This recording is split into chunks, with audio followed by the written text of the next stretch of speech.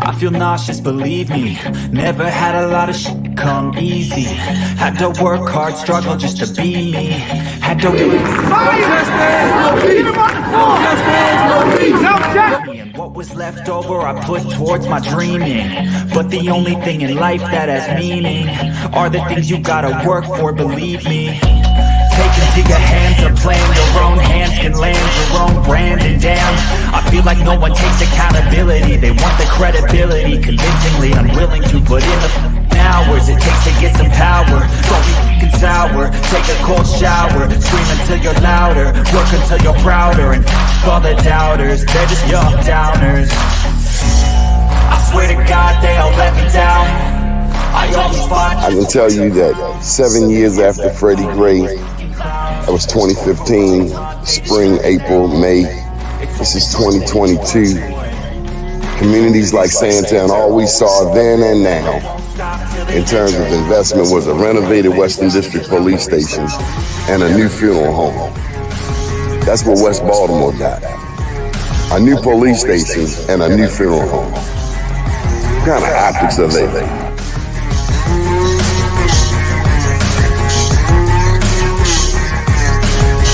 Was Freddie Gray any different than 1968 Baltimore riots? Dr. King's passing, killing, murder? Is it the same? No. I think, well, first of all, people who are being violent and burning, that's, all that's the same. But the point is what was the cause and what were they attempting to register? I always fought just to wear the crown. I'm off at these clowns. I love you. They deserve an ounce. It's only worth it if you work for it.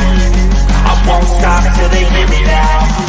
I won't stop till I wear the crown. I swear to God they all let me down. I always fought just to wear the crown.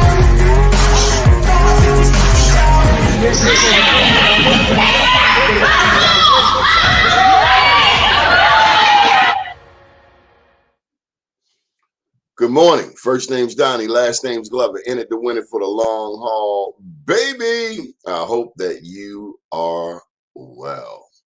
Well, we made it through the weekend. When the Ravens lost yesterday, I actually survived. I don't know about you, but it's like in the back of my head when they get ahead, when they look like they're going to win, there's just something in the back of my head say, stay awoke, stay vigilant, keep you. And then it happened. What was it, a turnover? It's like, man. And then Lamar missed a couple of people, missed their passes. And he put the ball on the money, touched the hands, and people just missed. How you doing? Good morning. Can you hear me?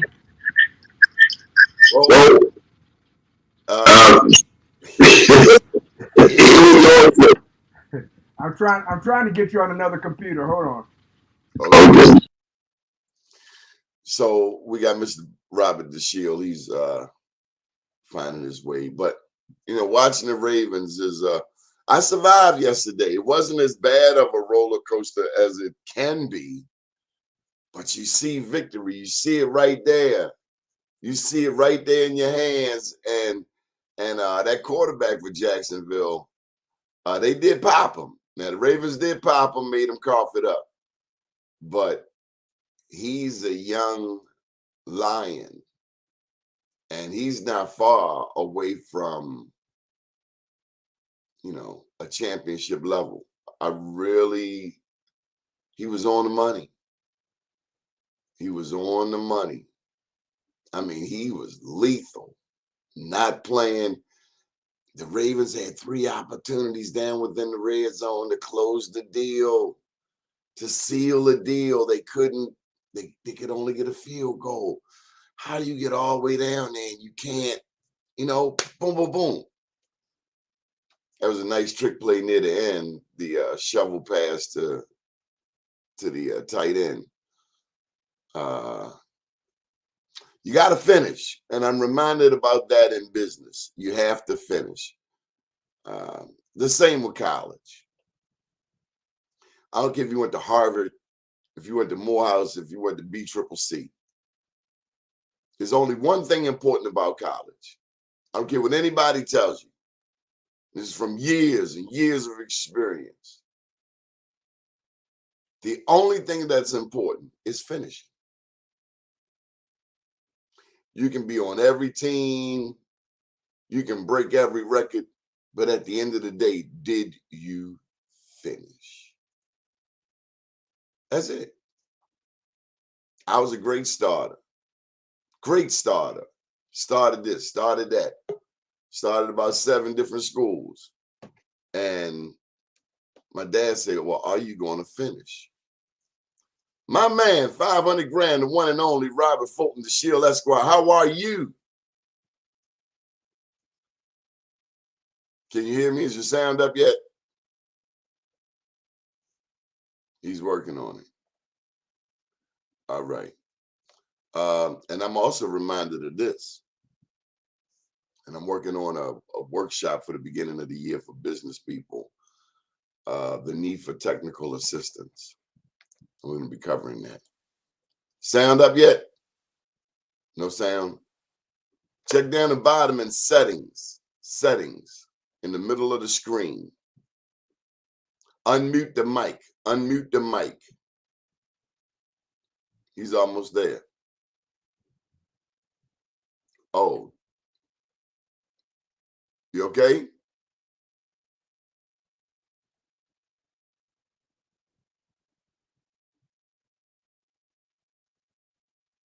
Okay.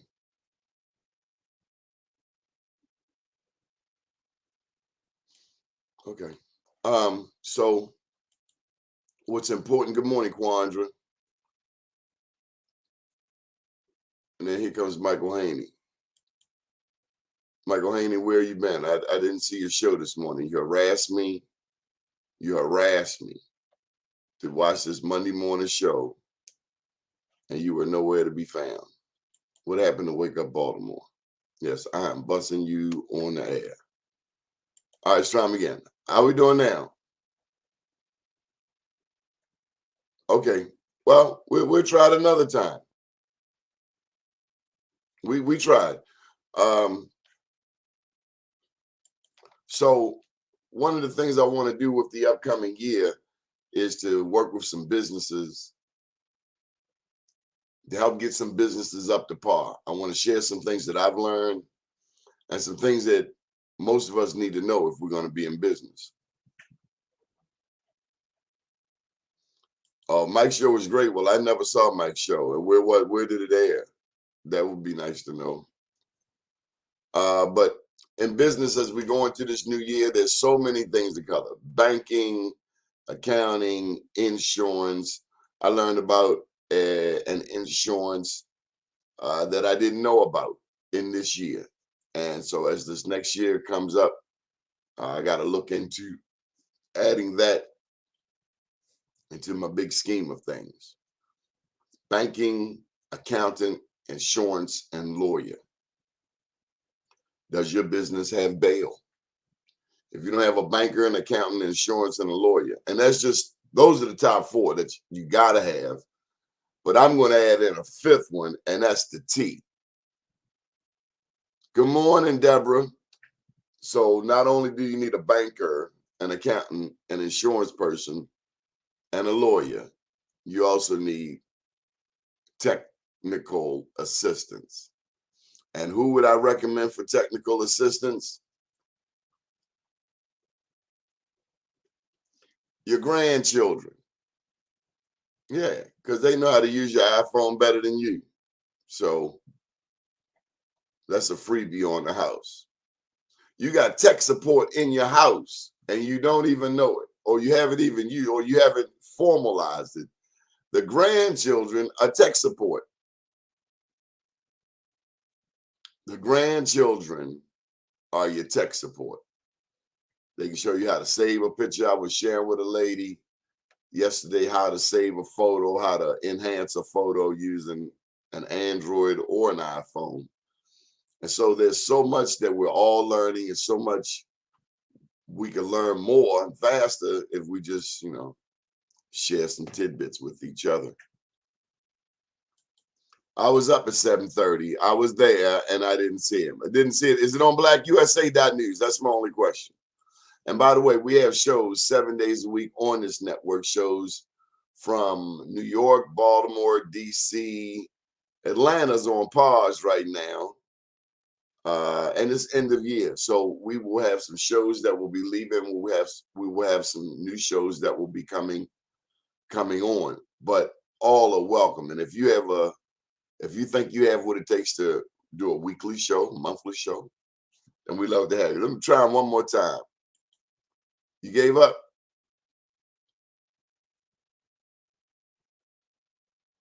Okay. I'm always on blackusa.news, always promoting. I'm just saying I didn't see the broadcast. I looked through the screen. Michael Haney, I looked through the screen. I'm going to go look right now, talking all that smack. But going back to that finishing thing, you can start a bunch of things. My daddy would say it like this. This is what the old people would say. A heap see and a few know. Many start, but a few go. So the last show that I see below today's show, Michael Haney, is 60 Minutes in Black America. Below that, I see Data Mall Sis. Below that is the scheduled show for 7 o'clock today, Shared Space. And below that is Martin Mitchell. So unless, you're on a different kind of computer, I don't really know what to tell you. Okay, so anyway, finish what you start, and that's the most important thing. Oh, I see what you're saying. Well, he's gone now. Michael, you make an important point. I don't hate anybody. I think hating a company might be moral. Social media has done its thing. It's been around for the past 20 years. MySpace. A lot of people don't know that LinkedIn is older than the most other social media. LinkedIn is the grandpapa. Certain social media want to censor people of color. And quite frankly, we're sick of it. I cannot wait for a Black-owned social media to come out, personally. And maybe there's some out there, nothing stuck thus far. But I don't like being censored because I was categorized, and nobody would say it. But I got the sense that social media was saying that I was a racist. And they can go straight to hell with that BS, because I'm not a racist. I was not raised to hate anybody. I was raised to defend myself. If you swing on me, I'm going to try to knock your damn head off. That's just the rules. That's just the given. Don't go around swinging on nobody. And if I swung on somebody, I would expect the same thing.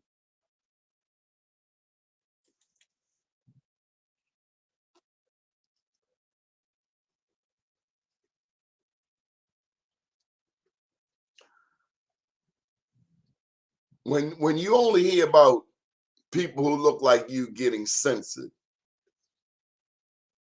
when I hear about people nicer than me getting blocked, people who don't, I'm unapologetically Black. Let me certainly plug my book. I am certainly unapologetically Black, going back to my mom and my daddy raised me. And we are aware of history. I Am Black Wall Street. Check that book out. Both available on Amazon. But I don't hate anybody, because my father taught me at the age of 7 not to hate. Oh, there we go. Try them again. How you doing? Michael Haney said, take them earplugs out. All right, let me see if that helps. Can you hear me now? Loud and clear. Wow. I tell you, it's only because of. See, that's why I keep Michael Haney close, because he knows how to do these kinds of things. Also, he done broke a sweat, like you done been to the gym. Also, Macs don't necessarily work well with StreamYard. As you see, we got a little echo, but we're gonna deal with that. We wanted to get you on here. How you doing? I'm fair to million, more million than fair, I'm happy to say. Praise the Lord. How's everybody else this morning? Everybody enjoyed the Thanksgiving? Well, can we say that politically and be politically correct? I don't know, but that's that was my question. That's not politically correct? The very African of us say it's not our holiday. Okay. Even if you don't take it as your holiday, does that mean you have nothing to be thankful for? I'm thankful. I'm grateful every day. All right. Okay. Then happy Thanksgiving today for you. But a happy Thanksgiving today. There's some people still salty about the Indians. Well, here's the thing, Donnie. I've done, not all the reading that everybody has, but I don't remember anywhere in my reading where any of the Indians during their negotiations saying, "Wait a minute, what you gonna do with my black brother?" Matter of fact, they was trying to put your black brothers back in chains. Yeah. So. Not all of them. Well, it's never been global, but it's always been the ones selected for leadership. There's always been the ones in authority. So, if they don't like their reservation, then, maybe they can get another piece of land someplace else. I don't know. What the heck? What do I know? How do you feel about Africans paying us reparations? I think America owes us a debt. There may be other countries. My daddy said the first one you need to be mad at are the black people who sold us. I can be mad at them, but that has nothing to do with who owes me the debt. Of course, I'm mad with them. I'm angry with anyone who was complicit in the crime that was committed, but that has nothing to do with who owes the debt. The debt is owed by the ultimate beneficiary of the wrongful deed. The ultimate beneficiary of the wrongful deed, in this case, in my opinion, is the United States of America. The United States of America owes black people a debt. How do we get our money? By putting people in positions of authority who acknowledge the debt seriously, and who will take the steps politically to get it paid, just like you pay general obligation bonds. It just dawned on me. There was a book entitled The Debt. Yeah, about Max Robinson. I think. No. You're right. It's the debt by what the heck was his name? Shucks, I read that book too. It's been 40 years ago. Somebody of the ilk of a Vernon Jordan. Now, hold on, I'm gonna look it up. You keep talking, I'll find it real quick. Was it the magazine publisher? Wasn't it Earl Brave? No. The debt was written by. Wait a minute. Samuel Yet. Is that Samuel Yet, wasn't it? Oh, you know what? You got me going to the library. Go ahead.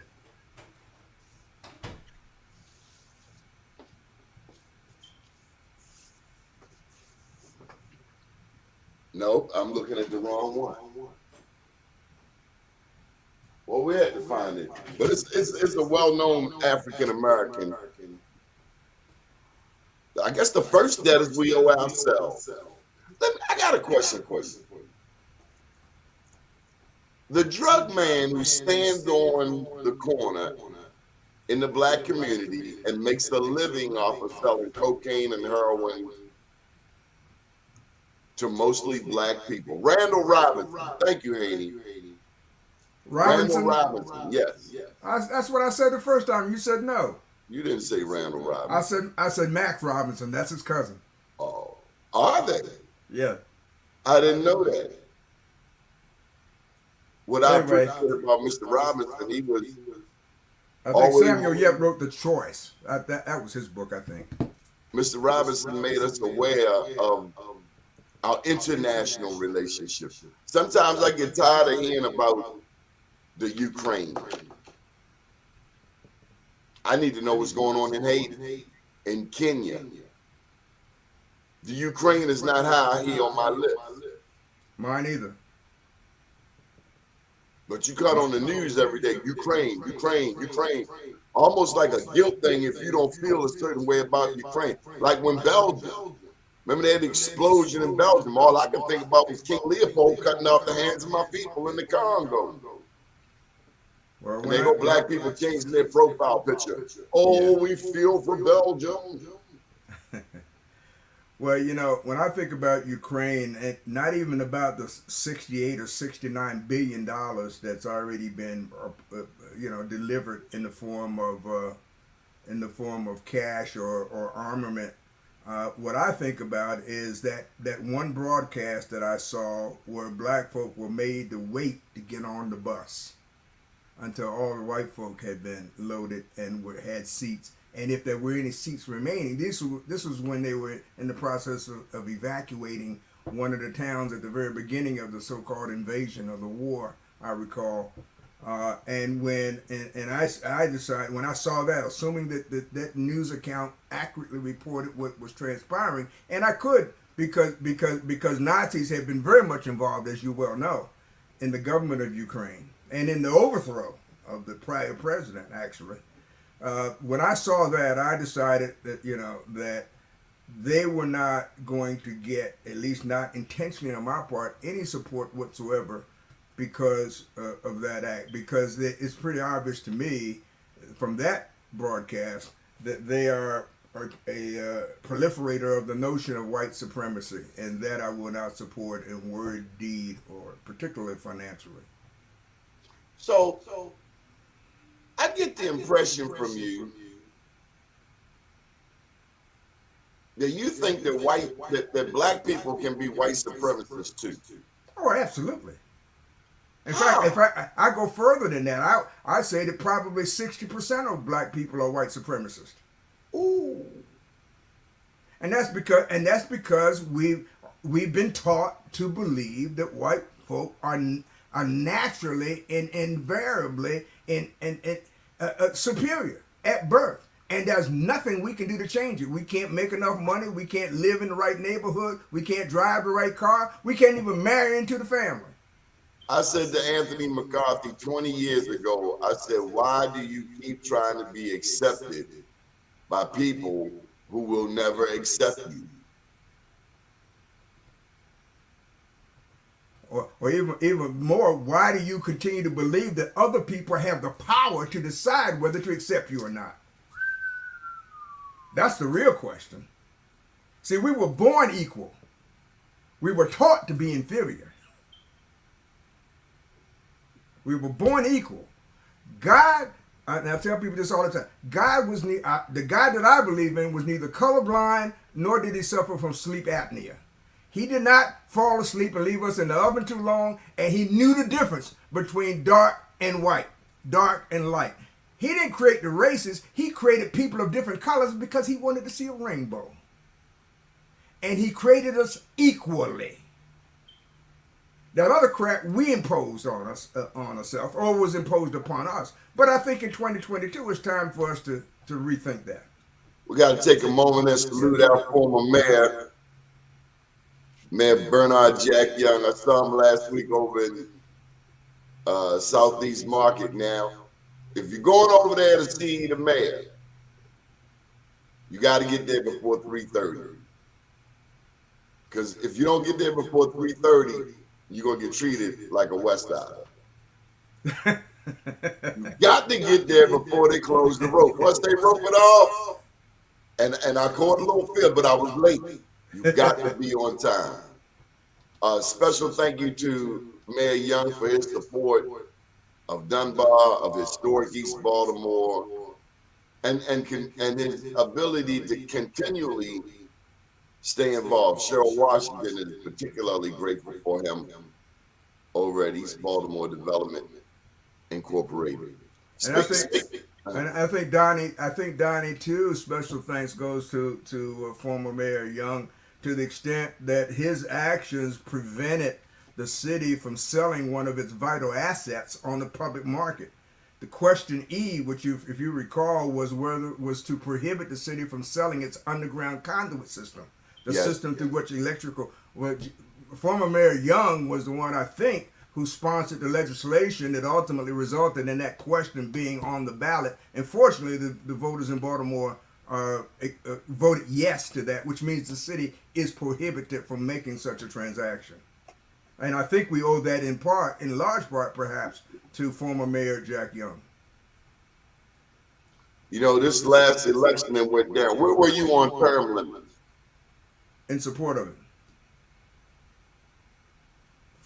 In support of it for any number of reasons. I think that first of all, of course, if we didn't have some term limits, we wouldn't have Wes Moore as about to be the first black governor in Maryland.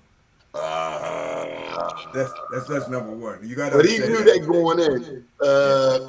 Okay. But You the lawyer. But the secondly, I don't think you ought to look at being elected to political office as a career. That's not a profession. It's not even an occupation. It's an opportunity to provide service. And I think When you have go ahead. a congressperson that dies in the office, Congress is every 2 years. Correct. I remember Perrin Mitchell passed the ball before he died. Twice he passed the ball, then he took the ball back. Well, in the case of Does Perrin, the seat belong to Steny Hoyer? of course not. Does it belong to Ben Cardin or Van Hollen? Because now that we knocked out this governor's seat, I'm looking at the first first black U.S. senator from Maryland. That has a ring to it. Yeah. Well, I think, Don, as you know, there are a lot of things that need to happen in the current political structure landscape as it exists. For example, I think the notion that we're obligated to recognize the so-called two-party system is erroneous. Because unless both parties are willing to open their primaries, so that the people really get a chance to select who they want to run. Right now, people don't select who they want who's running. They get to have a vote on who other folks have selected, but by party leadership to pursue a certain office, you get to select which one the Democrats have won the Democratic primary, or which one won the Republican primary, or if there's an independent who's got enough because they were not involved in the primary season, if they had enough money or whatever to participate in the process, even though they were not formally recognized until the general election, if you had such a person, which is rare. But the fact of the matter is that the two-party system with closed primaries, along with the Electoral College, deny ultimate power to the people who are supposed to have it. Will Brandon get reelected? I don't think so. He's the incumbent. You can lose the advantage of incumbency. I mean, former Mayor Jack Young was an incumbent, right? So the fact that you're incumbent gives you an advantage. It doesn't give you a guarantee.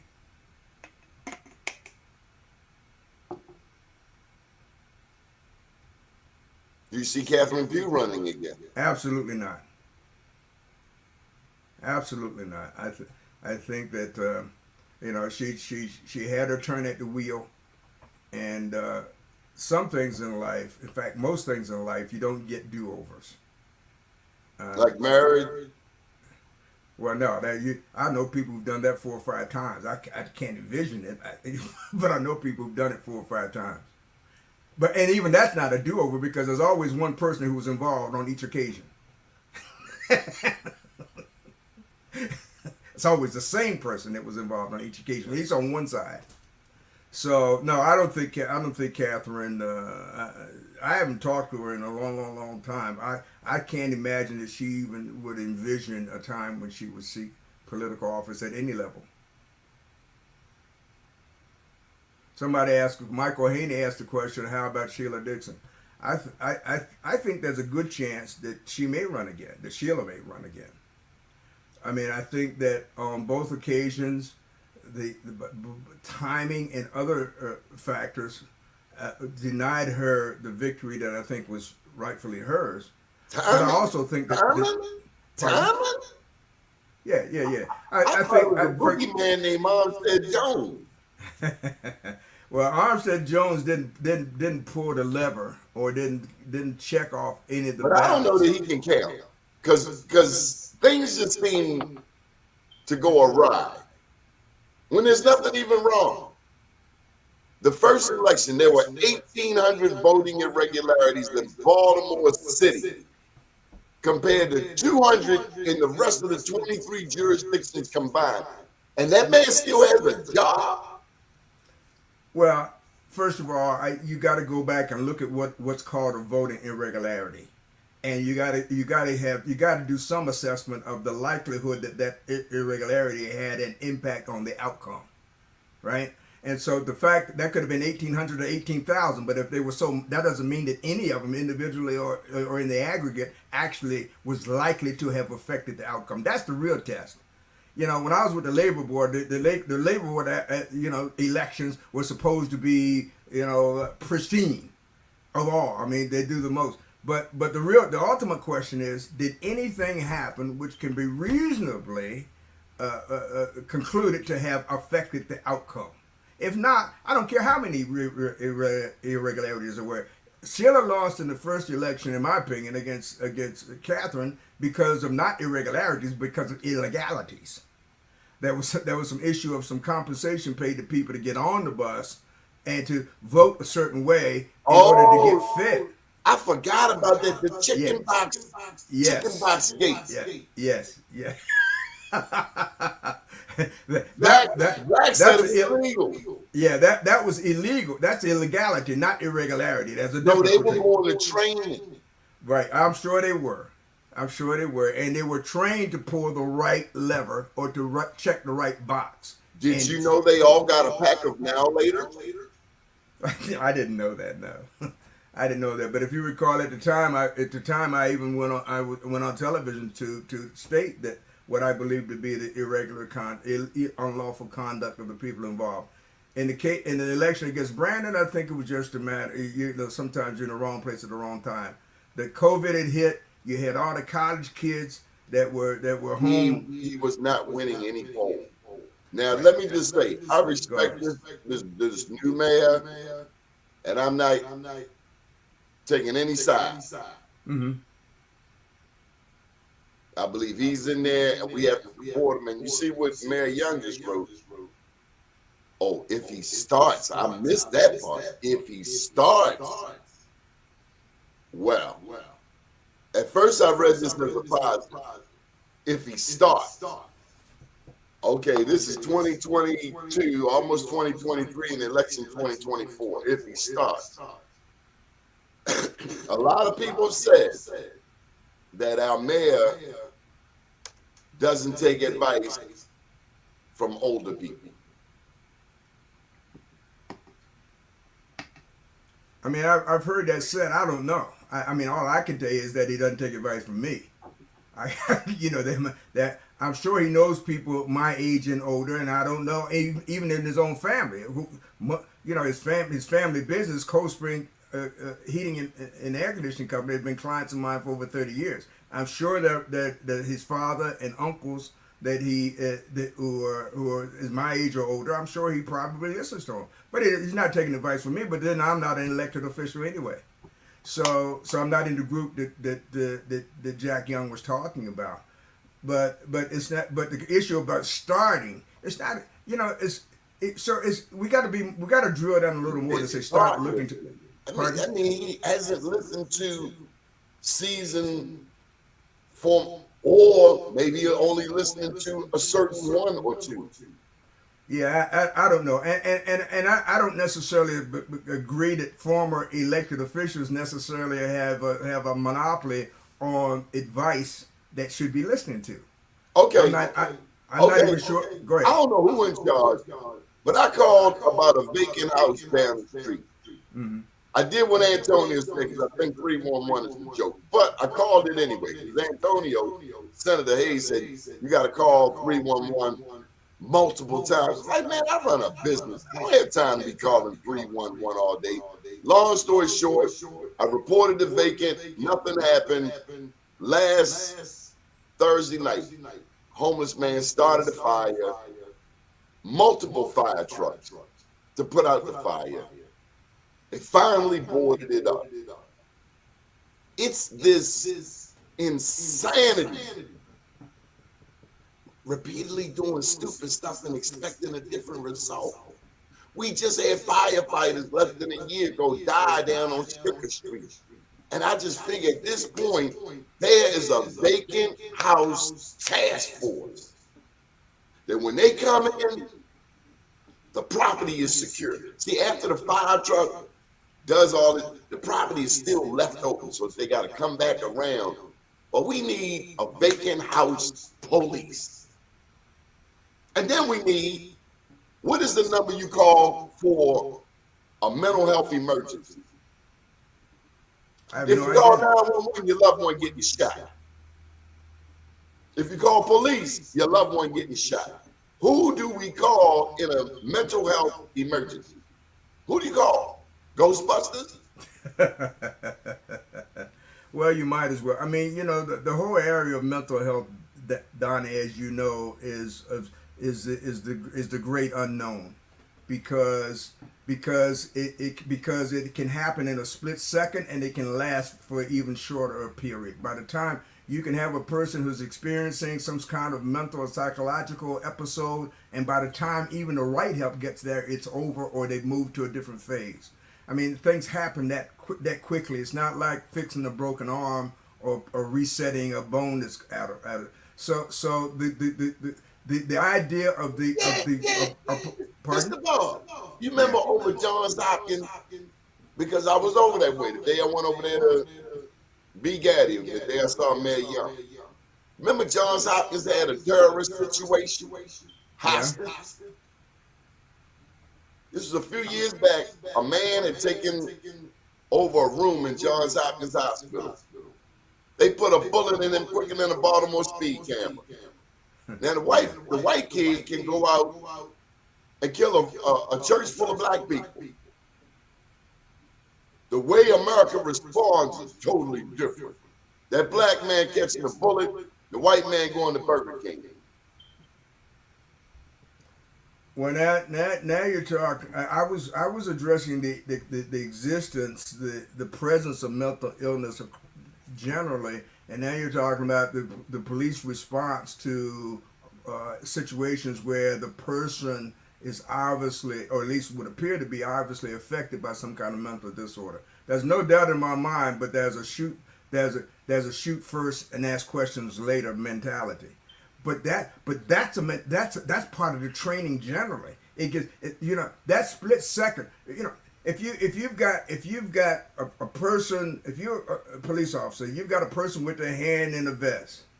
Now you've got, and now if you wait 2 seconds, you'll see that they're pulling out a business card, but they're only trained to wait 1 second. So by the time they find that it was just a business card, the gun's already off. And not only that, not only has a shot been fired, but it's been fired multiple times, because you're trained to keep shooting until the risk has been eliminated. Which explains why there could be 14 shots, 14 bullets in somebody who's trained to stop. That's a scared person. That's a what? Yeah, exactly. A scared person. Exactly. Who should not be a cop. Exactly. That now you're getting at the point. We've got too many people in uniform who shouldn't have it.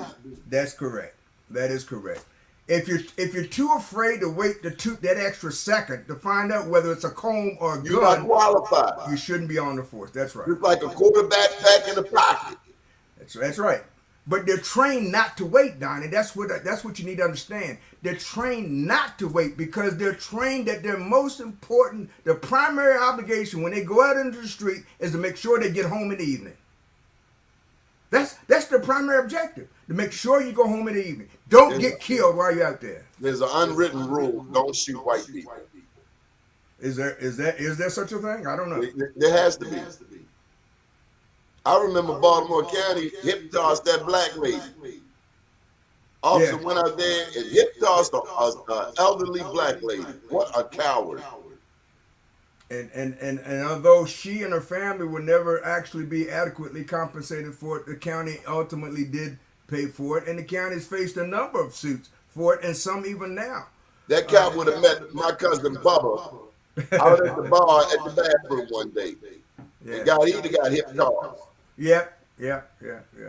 Okay, so let's get back to this thing. Have you seen Jay Miller's name out there for mayor? No, I haven't seen it, and I can't imagine. I can't imagine such a thing. Oh! Breaking news right here on BMoreNews.com. Mayor, we're going to have to send you the link. We need you to come. Can we get you on the show? I'm excited. I don't even know how to get the man on. I'm going to send you the code if you want to come on. Breaking news. I'm running again, and I will be able to campaign this time. Okay. Lord have mercy. You heard it right here on BlackUSA.News. Wow. Congratulations. Come on, East Side. Show me what you got. Well, and Donnie, so much of electing, or choosing who's going to be the top job, so to speak. So much depends on who they choose, who the elected official chooses to put in positions around them, because the reality of it is there is in reality no one person can do anything. You have to depend upon the people around you to carry out your desires and intentions, and that means you've got to have people around you who understand them and who have the expertise or the capacity to carry those things out. And so when you look at the city, what does that mean? To me, that means look at who the mayors appoint in the positions where the mayors have authority to make such appointments. Particularly from my perspective, it's the Board of Estimates, just because that's where 75-80% of my business has been over the last 45 or 49 years in terms of actions or proceedings in front of the Board of Estimates. The mayor appoints the city solicitor, the mayor appoints the director of public works, and the mayor has 3 votes on the Board of Estimates. So what's critical to me, the mayor only casts 1 vote, but what's critical to me is who cast those other 2 votes, and whether they cast those other 2 votes out of a sense of loyalty to the mayor, or out of a sense of service to the people of the citizens of Baltimore. Has the comptroller made a difference? I remember when Bill Henry came onto the scene, he was very critical of Comptroller Joan Pratt. He said she didn't do this, she didn't do that. Has he done anything differently? Well, he's done a lot, I think, to bring the comptroller's office into the 21st century. I mean, administratively, he's made some changes. For example, for the first time in the 40-some years that I know of, we've got an actual index to Board of Estimates decisions or Board of Estimates meetings. You can actually now, it's much easier to find a topic by subject matter than it's ever been. I don't agree necessarily with all of the administrative changes that he's sponsored, which ultimately have been adopted by the administration, but he has advanced the cause of making technological changes and improvements in how the comptroller's office works. What about the rest of the city of Baltimore? I remember when Mayor Young was in there, he got hit, unfortunately, with the cyber scandal. They held the computer system hostage. How are we? Have we digitalized the city's operation? There's no Or are we such thing still as a using hack. punch cards? Well, there's no such thing as a hack-free system, Mm. right? Because the people who design it to be hack-free can be purchased by the people who want to do the hacking. Yeah.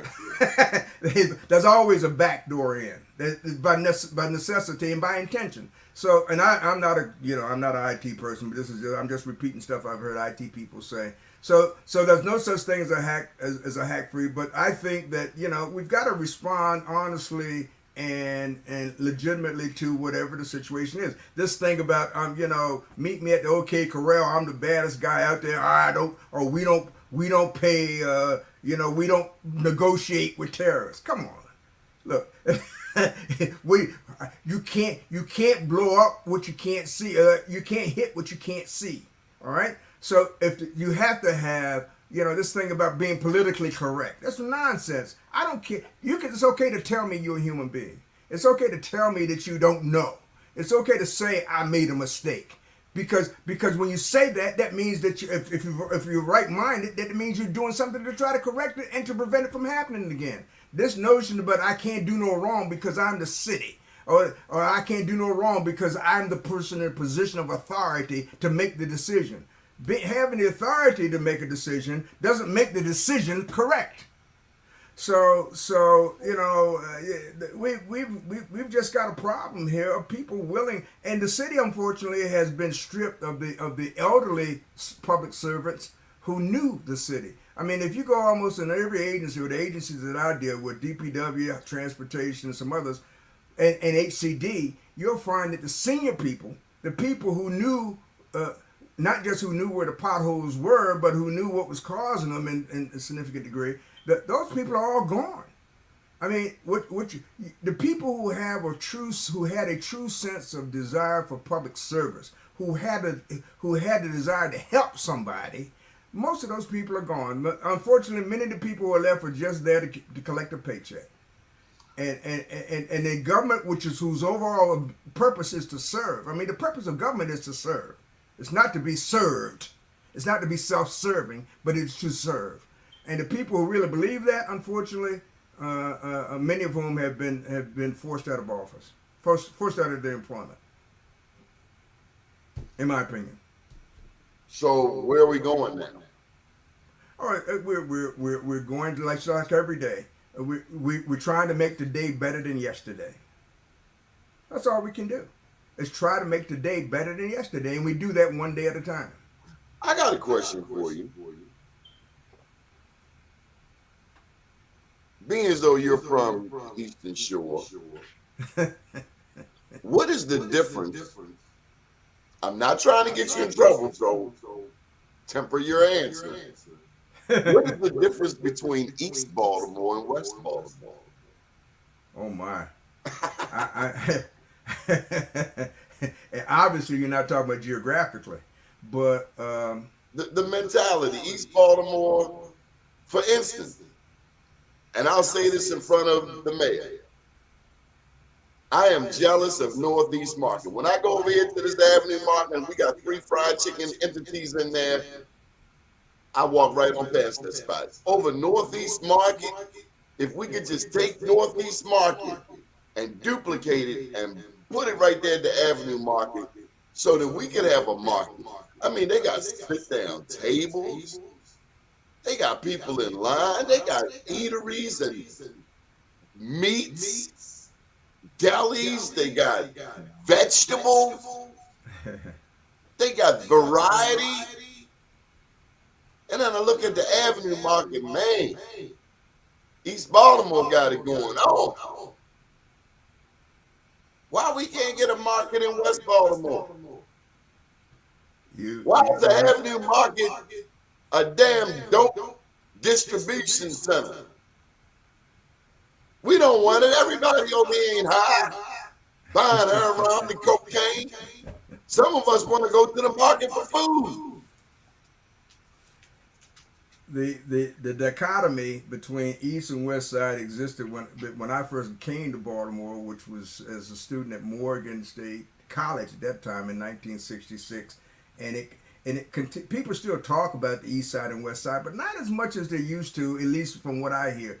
In the old days, that distinction was primarily you were talking about who the political organizations that seemed to run the two sections of the city, at least in the black community. On the West Side, you had Mr. Adams Group, let's call it. On the East Side, although Mr. Adams' influence certainly extended to the East Side as well, but you had a different. You had Harry Soft Shoes over there, and the Du Burns folks. Not people don't remember Harry Soft Shoes McGirt, but you had that on the East Side.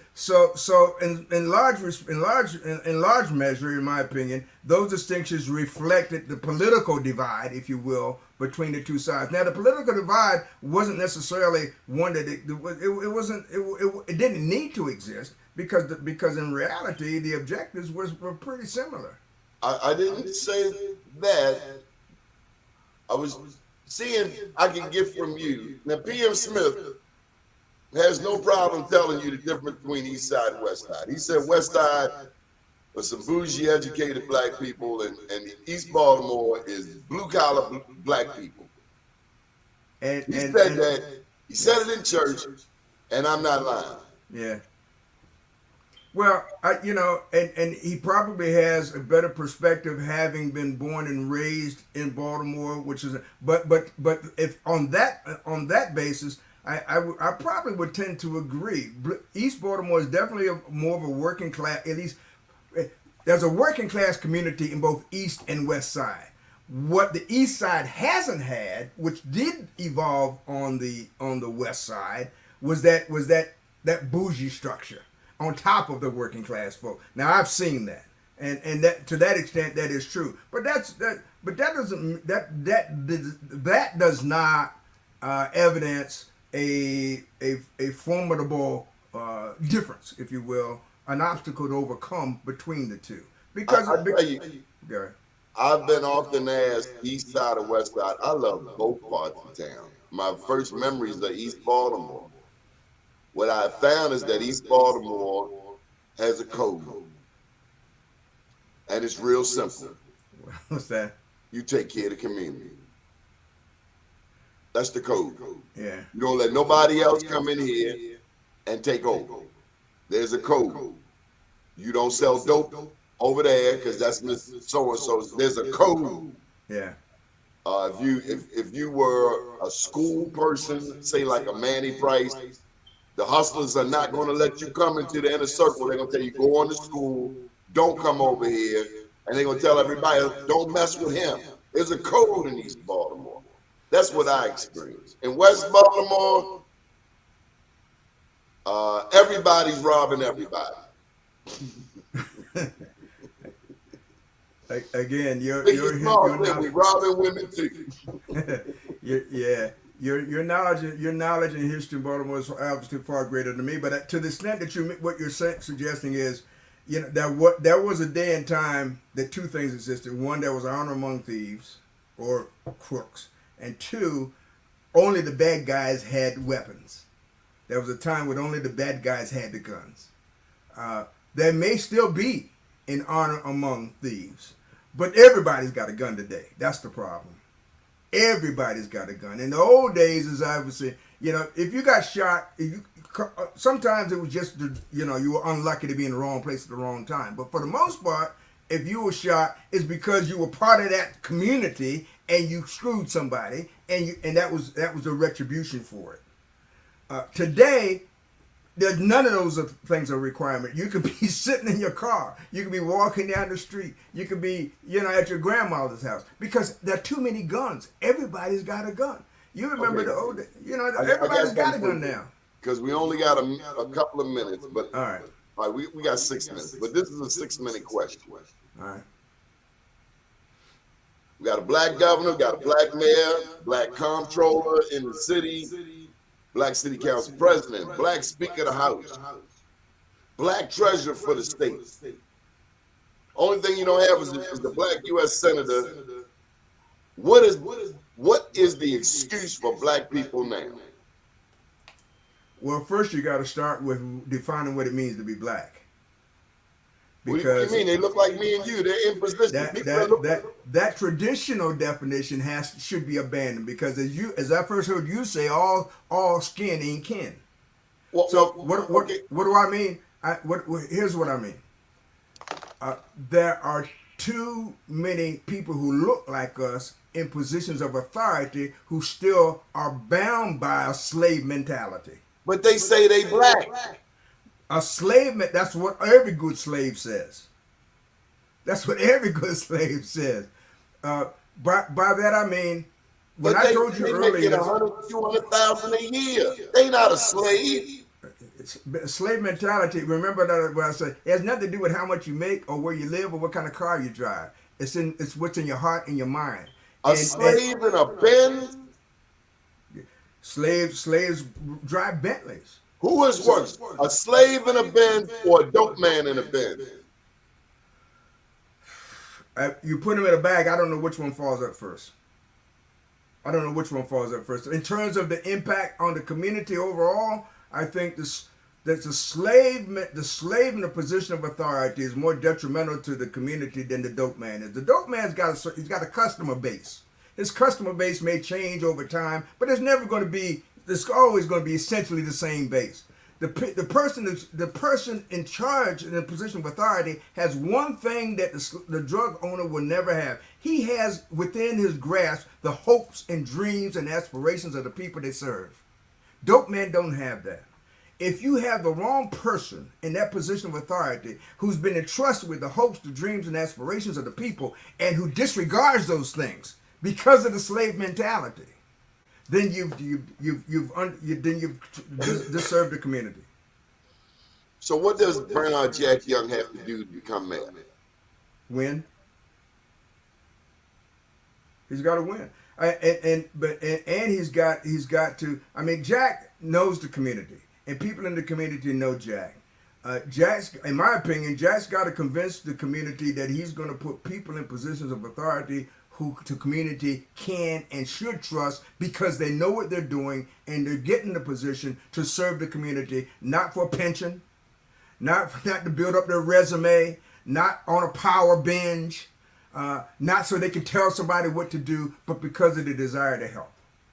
If he can convince people, or if anybody running for office can convince people of that they're committed to it, and to give people back the right to have hope, then he can win. Any final thoughts, Mr. Robert Dashiell? And thank you for being one of our honorees for our 20th anniversary. Thank you for your support of this network. Thank you, and I'll say this publicly, thank you for being a big brother and a father figure to me. You remind me of my dad, not necessarily from anything you say. You just give me that look that my dad would give me. You know that look that your parents give you in church when you cutting up. like all right. I'm going to repeat, Donnie, what I say every Friday morning on WOLB. Maybe I shouldn't say that, but I say WOLB. I say two things. I say today is the first day of the rest of your life, number one. But because it could also be the last day, use it wisely. Thank you, Mr. Bob. Good morning, world. Good day. Yes, sir. Yes, sir.